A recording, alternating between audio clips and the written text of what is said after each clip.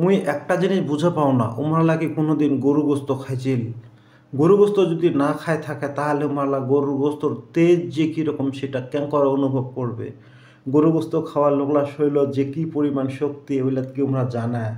শামুক আর গিঞ্জুর খায় দেখা নাকি বুঝে পাবে গরু আর শামুকের গিঞ্জুরের পার্থক্য।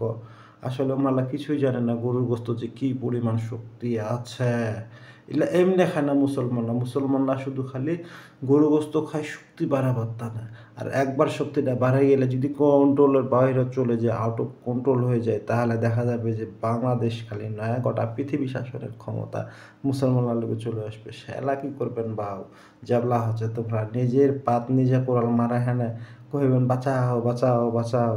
আসলে এইগুলা তো ঠিক না। নিজের বিপদ নিজে কেনে ডাকে আনেছেন। একটু ঠান্ডা থাকুন।